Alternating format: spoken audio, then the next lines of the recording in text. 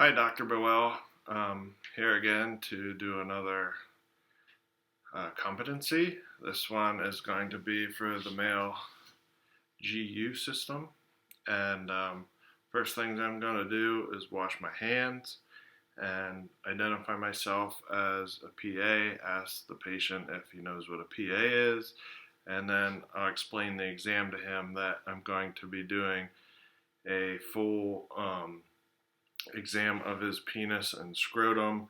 We're going to check for hernias, and then we're going to check his anal area, his rectum, his prostate, and we're also going to be doing a DRE on him and just looking for any abnormalities or nodes or any lesions of that sort. So, like I said, wash my hands, put gloves on, and the first thing we're going to do is inspect his penis and the area around his pubic hair. We're going to look for distribution of pubic hair. Some people might shave, so we won't have to deal with that. But I'm going to grab the glands of the penis because that is not the least sensitive, but that won't cause any pain. And we're going to pull up on the penis and just move it from side to side and inspect all areas for any lesions or abnormalities. We also want to look in the urethra, the meatus, to make sure there's no lesions or any pus or any discharge that is abnormal coming out. We can then, well, first off, if they're circumcised, we're going to do that. If they're uncircumcised, we're going to retract the glands of the penis and make sure there's no infection or any abnormality going on there. Then, as we're holding up on the penis, we can palpate the sides to check for any masses or any abnormalities. And then we can also palpate down towards the scrotum that way. When we're done looking at the penis for any problems, then we're going to inspect the scrotum. Normally this is a little darker colored. It should be show some ripples in it, as it's not like extended.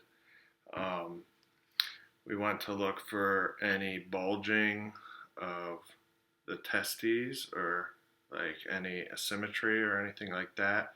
We'll also want to move the scrotum from side to side and check the deep inner thigh area for any abnormalities such as lesions or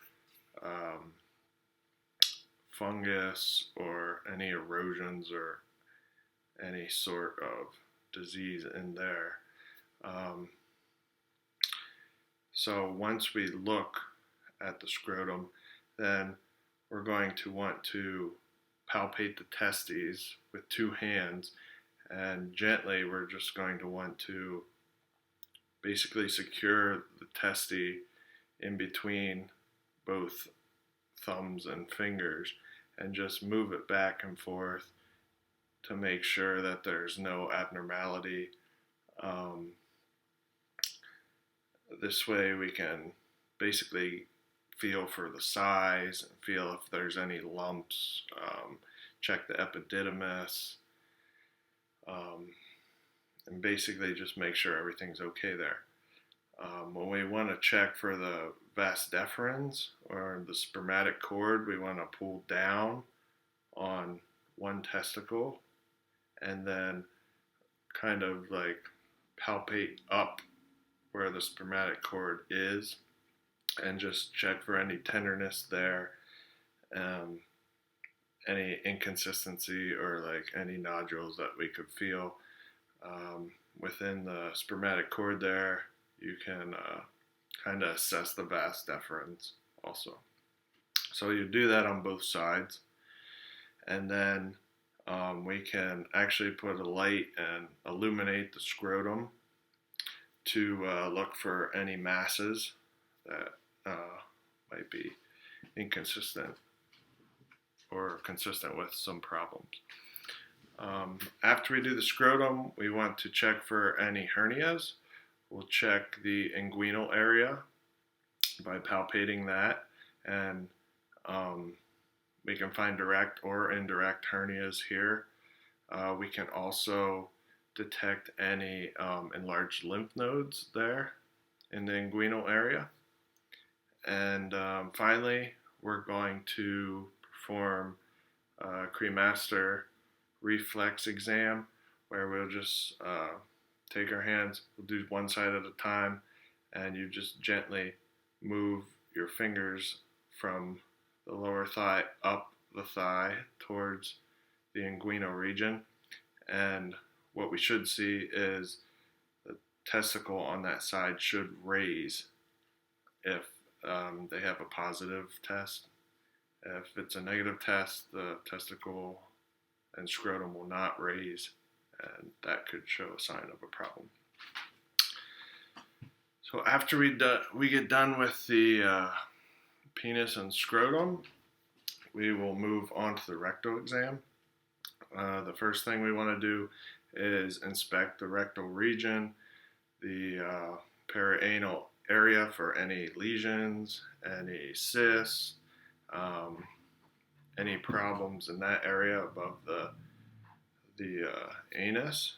And then moving on down, we want to inspect the anus for any fistulas, any fissures or hemorrhoids, or any problems within the anus. We will, with our gloves on, we'll have our index finger, we'll put some lubrication on, and it's best if they can stand up and bend over, but you can also, if there's problems, you can lay them down on their back or on their side to inspect the anus.